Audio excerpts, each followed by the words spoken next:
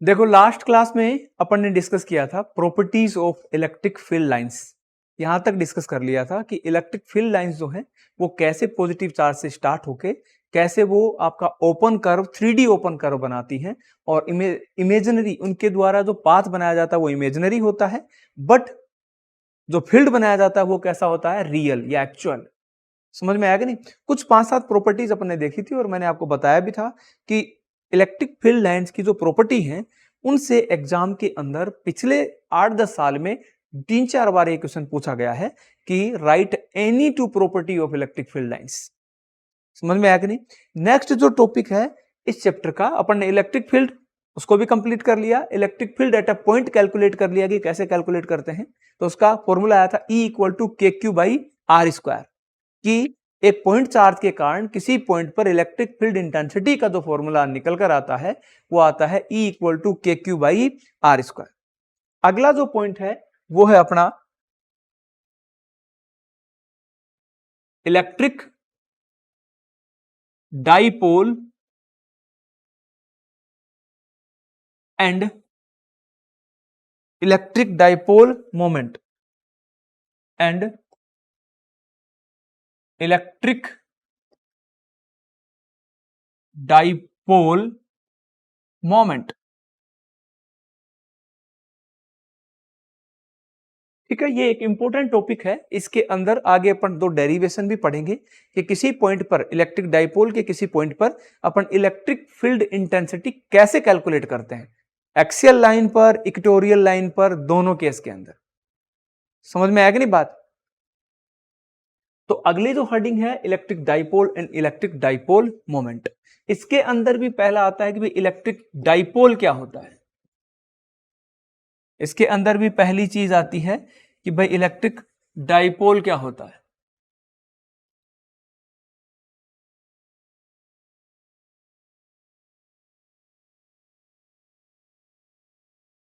तो देखो डाइपोल का फॉर्मेशन कब होता है, जब दो सेम मैग्नीट्यूड के आपके चार्ज नेचर में अपोजिट हो और एक दूसरे से बहुत ही कम डिस्टेंस पर रखे हों। जैसे मान लो एक पॉजिटिव चार्ज है और एक नेगेटिव चार्ज है, ये दोनों एक दूसरे से बहुत कम डिस्टेंस पर जब रखे हुए होंगे तो ये किसको फॉर्म करेंगे, एक डाइपोल बनाएंगे। क्या बनाएंगे कि ये डाइपोल। जैसे एक HCl का मॉलिक्यूल है तो HCl में H क्या है, H+ और Cl-।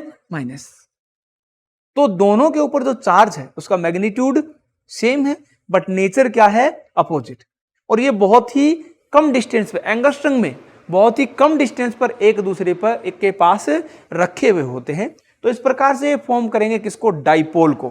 किसको फॉर्म करेंगे, डाइपोल को। ये अपन ने +Q आवेश अज्यूम किया है, ये अपन ने -Q आवेश अज्यूम किया है। इन दोनों के बीच की डिस्टेंस अपन मानते हैं कितनी है, 2L। आगे कैलकुलेशन करेंगे जब अपन कैलकुलेट करेंगे electric field intensity in axial line condition और इन इक्वेटोरियल लाइन कंडीशन। आगे देखेंगे कैसे बनती है एक्सियल और इक्वेटोरियल क्या होती है। तो डाइपोल का मतलब क्या है कि दो आपके same magnitude but opposite nature के चार्जेस को एक दूसरे के जब पास रखा जाता है तो क्या बनता है, आपका इलेक्ट्रिक डाइपोल बन जाता है। समझ आया कि नहीं बात? ये एग्जांपल में HCl मॉलिक्यूल ले सकते हो, NaCl मॉलिक्यूल ले सकते हो, ये इसके एग्जांपल होते हैं। ठीक है, दूसरी चीज है इलेक्ट्रिक डाइपोल मोमेंट। क्या होता है, इलेक्ट्रिक डाइपोल मोमेंट। तो इलेक्ट्रिक डाइपोल मोमेंट क्या होता है, देखो जब आपका अपन ने इलेक्ट्रिक डाइपोल बना लिया, क्या बना लिया है, इलेक्ट्रिक डाइपोल, उनके बीच की जो डिस्टेंस है वो बहुत स्मॉल है, अपन ने 2L रखी है, एक +Q है, एक -Q। इलेक्ट्रिक डाइपोल मोमेंट क्या होता है, इलेक्ट्रिक डाइपोल मोमेंट प्रोडक्ट होता है। इलेक्ट्रिक डाइपोल मोमेंट को जनरली स्मॉल p से डिनोट करते हैं और ये एक वेक्टर क्वांटिटी होती है और ये प्रोडक्ट होता है किसका, इन दोनों में से किसी भी एक चार्ज का मैग्नीट्यूड वो कितना है, q, और इनके बीच की डिस्टेंस वो कितनी है, 2L। तो ये प्रोडक्ट होता है इन दोनों में से किसी एक के मैग्नीट्यूड और इनके बीच की डिस्टेंस का। इसको क्या कहा जाता है, electric dipole moment. Electric dipole moment एक वेक्टर क्वांटिटी होती है और वेक्टर क्वांटिटी जब होंगी तो उनकी डायरेक्शन की बात आएगी।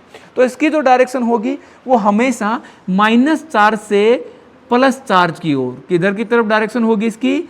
माइनस चार्ज से प्लस। डाइपोल में माइनस चार्ज से प्लस चार्ज की ओर इलेक्ट्रिक डाइपोल मोमेंट की डायरेक्शन होती है। इसको एसआई सिस्टम में मेजर करते हैं। देखो, क्यू का मतलब कूलम और एल का मतलब मीटर। इसको एसआई सिस्टम में इसकी यूनिट क्या बन जाएगी? Coulomb metre. डायमेंशन निकाल सकते हो। कूलम क्या होता है? Q equal to I T. I का मतलब हो गया, ये तो इसकी क्या हो गई? यूनिट। ये क्या होगी? इसकी यूनिट। डायमेंशन की बात करें तो डायमेंशन कैसे बनेगी? ये क्या हो गया आपका? आई टी मतलब ए और टी। ए मतलब एम्पियर, किसकी यूनिट है? करंट की। Current is a fundamental quantity and time is also a fundamental quantity according to SI system. एसआई सिस्टम ने 7 फंडामेंटल क्वांटिटी को इंट्रोड्यूस किया था। तो ए और टी हो गया इसका डायमेंशन सिंबल, और लेंथ का क्या होता है? एल। रीअरेंज करके लिखें तो उसको कैसे लिख सकते हैं?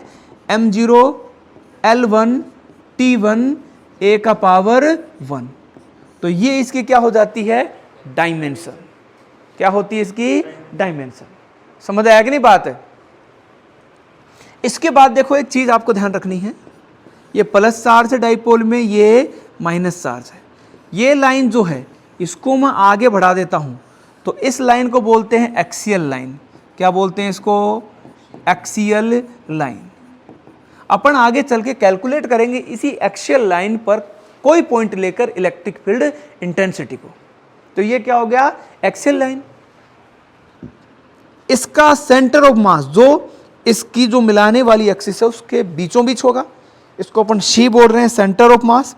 दोनों के बीच की डिस्टेंस कितनी है? 12। सेंटर ऑफ मास से पॉजिटिव चार्ज की L, नेगेटिव चार्ज की भी L, दो पार्ट में डिवाइड कर देगा इसको, ये L और ये भी L। सेंटर ऑफ मास से ये जो एक्सियल लाइन है इसके परपेंडिकुलर एक लाइन में खींचता हूं तो ये वाली लाइन जो हो जाती है, ये कौन सी हो जाती है? इक्वेटोरियल। कौन सी लाइन हो जाएगी? Equatorial line. अपन इन दोनों लाइन पर इक्वेटोरियल एक्सिस बोल दो, इन दोनों एक्सिस पर अपन किसी पॉइंट पर इलेक्ट्रिक फील्ड इंटेंसिटी को कैलकुलेट करना सीखेंगे, जो कि अगला डेरिवेशन है। समझ में आया कि नहीं? इसमें से डेरिवेशन काफी इंपॉर्टेंट है जो पूछा जाता है। इस हिस्से में से डेरिवेशन पूछे जाते हैं 3 नंबर में। समझ में आया कि नहीं बात? तो मैंने 3 चीजें बताई हैं। डाइपोल कैसे बनता है? जब आपके सेम मैग्नीट्यूड अपोजिट नेचर के चार्ज को बहुत स्मॉल डिस्टेंस पर रख दोगे तो डाइपोल बन जाएगा। ठीक है। फिर डाइपोल मोमेंट क्या होता है कि जो अपन ने डाइपोल बनाया था उस डाइपोल का क्या होता है? मोमेंट बनता है। समझ में आएगा? क्योंकि चार्जेस है इनके पास, चार्ज होगा तो मोमेंटम आएगा इनके अंदर, मोमेंट जनरेट होगा। जैसे अपन ने 11th क्लास में पढ़ा था मोमेंट, तो मोमेंट यहां पर जनरेट होगा। एक पर पॉजिटिव चार्ज है, एक पर नेगेटिव चार्ज है। जो मोमेंट है वो कैसे कैलकुलेट करेंगे? मोमेंट जो है इन दोनों में से किसी एक का मैग्नीट्यूड और उनके बीच की डिस्टेंस का प्रोडक्ट होता है। ये एक वेक्टर क्वांटिटी होती है जिसकी डायरेक्शन माइनस चार्ज से प्लस चार्ज की ओर। इसको कूलम इनटू मीटर में मेजर किया जाता है एसआई सिस्टम में, और डायमेंशन इस प्रकार से बनाई जाती है। फिर मैंने ये बताया कि ये डाइपोल था, इसकी ये वाली एक्सिस एक्सियल लाइन होगी, इसके परपेंडिकुलर सेंटर ऑफ मास से, सी क्या है यहां पर? Centre of mass. Centre of mass of dipole. समझ में आया कि नहीं बात? अरे हाँ कि ना? देखो, अगली चीज है, अगली हेडिंग लगाओ, calculation of electric field intensity. Calculation of electric field intensity. Calculation of electric field intensity. और इसमें भी ए पॉइंट लगाएंगे, eight a point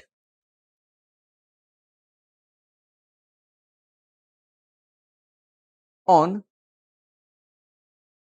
axial line.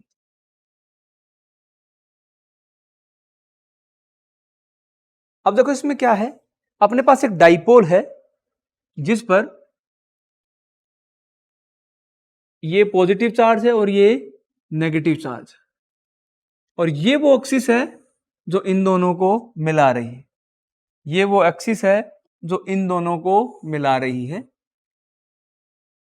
इधर अपन ए पॉइंट बोल देते हैं जिस पर आपका प्लस क्यू चार्ज रख दिया है, इधर अपन बी पॉइंट बोल देते हैं जिस पर माइनस क्यू चार्ज रखा है। इन दोनों के बीच की डिस्टेंस कितनी है? 12। इस लाइन को आगे बढ़ा दूं तो इसी को मैंने क्या बोला था? Axial line. इसी को क्या बोला था? Axial line. और इनके बीच में एक पॉइंट होगा जो इनका सेंटर ऑफ मास सी कहलाएगा। क्या कहेंगे? सेंटर ऑफ मास सी। इस सेंटर ऑफ मास से आर डिस्टेंस पर, कितनी डिस्टेंस पर? सेंटर ऑफ मास से R distance, small R distance पर एक पॉइंट अज्यूम कर लिया अपन ने पी। क्या अज्यूम कर लिया है? पी।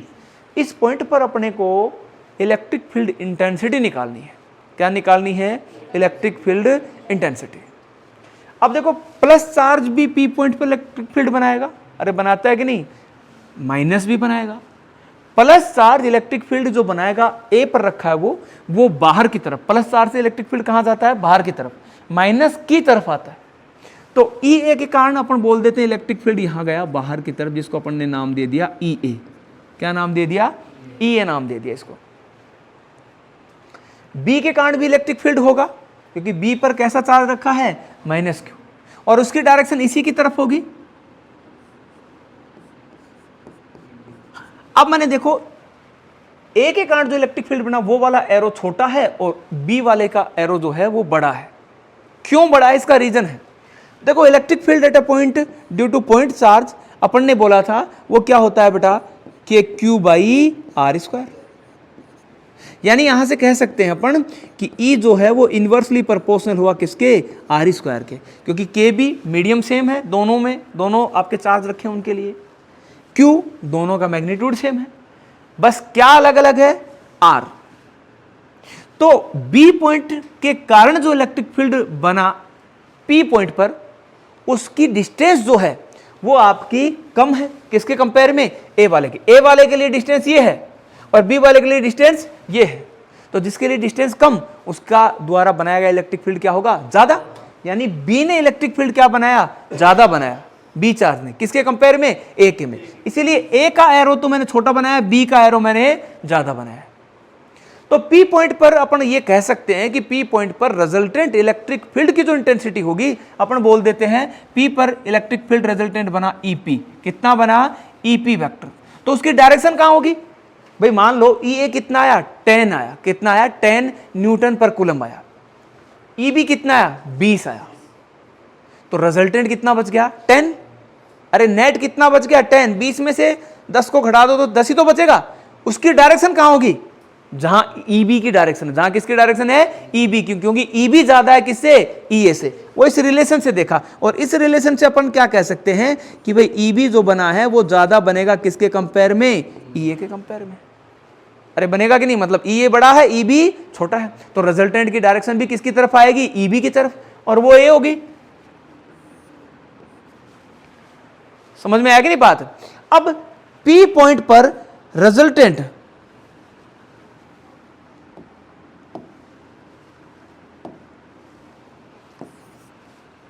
मैं क्या लिख रहा हूं? रिजल्टेंट इलेक्ट्रिक फील्ड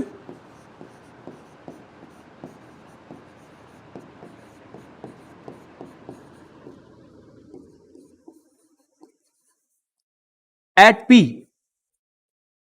कितना होगा?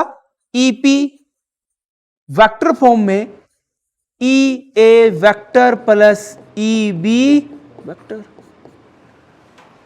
हो गया कि नहीं? आपसे कोई पूछे कि भाई ये ईपी की डायरेक्शन किसकी तरफ होगी? जिधर ईबी की होगी। भाई ईबी ज्यादा है इसीलिए तो ईपी उसकी तरफ होगा। अब मैं कह रहा हूं कि ई ए जो बना उसका फॉर्मूला क्या होता है मैग्नीट्यूड में? के क्यू बाई आर स्क्वायर। ए से देखो पी पॉइंट की डिस्टेंस कितनी है? आर तो ये हो गई, और इसमें ये एल जोड़ दूं तो आर प्लस एल, तो क्या होगा? K Q by R square. R square मतलब आर प्लस एल का स्क्वायर। अरे होगी कि नहीं है डायरेक्शन? ई बी निकालें तो वो क्या हो जाएगा?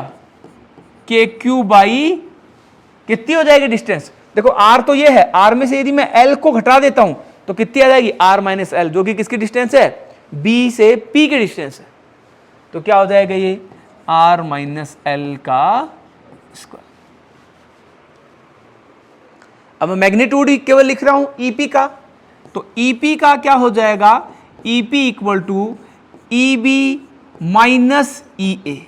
मैंने ये लिख लिया क्योंकि रिजल्टेंट डायरेक्शन पी की किधर है, बी की तरफ है, इसलिए उसको मैंने प्लस ले लिया है और बी ए वाले को माइनस, क्योंकि ए अपोजिट डायरेक्शन में, ए उधर की तरफ है और बी वाले से इलेक्ट्रिक फील्ड अंदर की तरफ है और बी वाले को ज्यादा बनेगा इसलिए मैंने बी वाले को प्लस लिया है।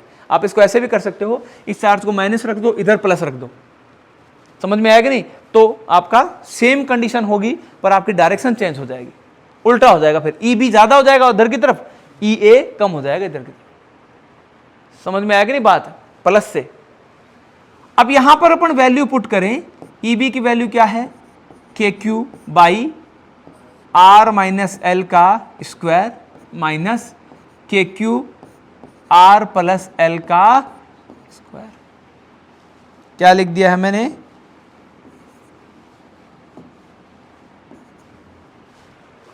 समझ आई ये बात। अब देखो इन दोनों में से कॉमन है भाई के क्यू को मैंने बाहर ले लिया, आ गया के क्यू बाहर, दोनों एलसीएम ले नीचे तो क्या हो जाएगा, R minus L square R plus L square, ऊपर इसमें क्या बच गया, आर प्लस एल का square minus R minus L का स्क्वायर। समझ आए कि नहीं बात ये।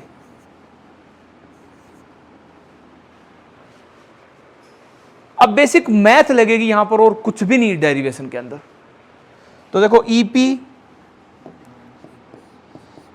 इक्वल टू क्या हो जाएगा, के क्यू तो कांस्टेंट, ऐसे कैसे आ जाएंगे, कॉमन है, इसमें R square plus L square plus 2RL, bracket open कर दिया, उधर वाले का भी ओपन करो तो minus R square plus L square, पर माइनस से मल्टीप्लाई हो गए माइनस एल स्क्वायर, फिर क्या आएगा माइनस 2RL, पर वो माइनस माइनस मल्टीप्लाई होके क्या हो जाएगा प्लस। आप आराम से इसको एक्सपेंड करके देखना, यही आएगा, ठीक है।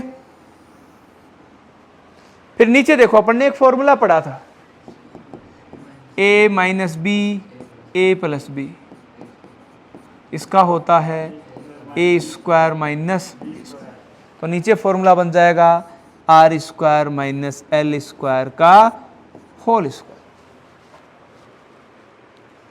समझ आई यहां तक बात, अरे आएगी नहीं समझ। अब देखो जो कटने हैं वो कट जाएंगे,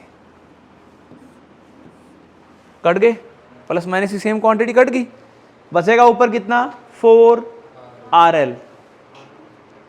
समझ में आएगी नहीं बात। नेक्स्ट पेज लेता हूं मैं,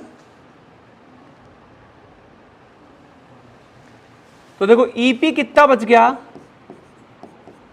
4, के क्यू था उसको रख दो, आर एल डिवाइड में आर स्क्वायर एल स्क्वायर का square.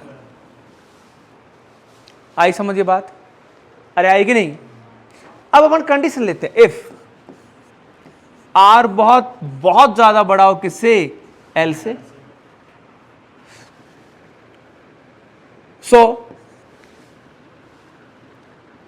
R square is also greater than L square,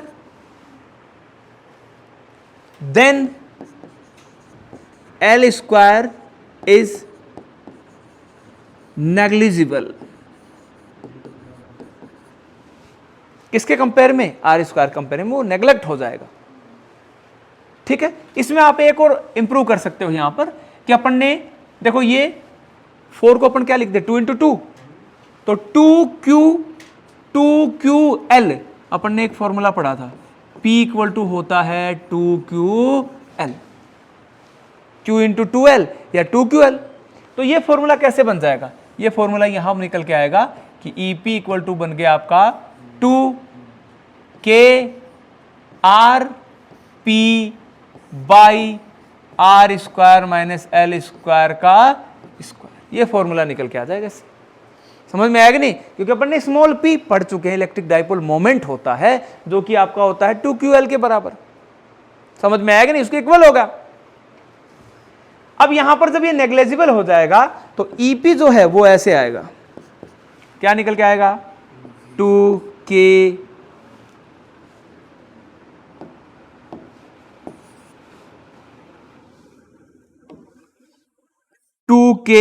P R divide में, देखो ये एल स्क्वायर जब 0 हो जाएगा तो क्या आ जाएगा r की power 4।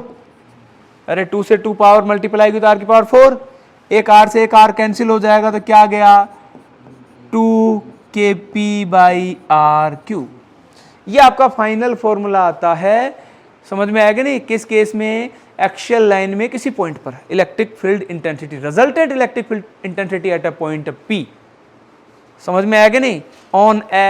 On axial line of आपका डाइपोल। समझ आ गई बात? अरे हाँ कि ना?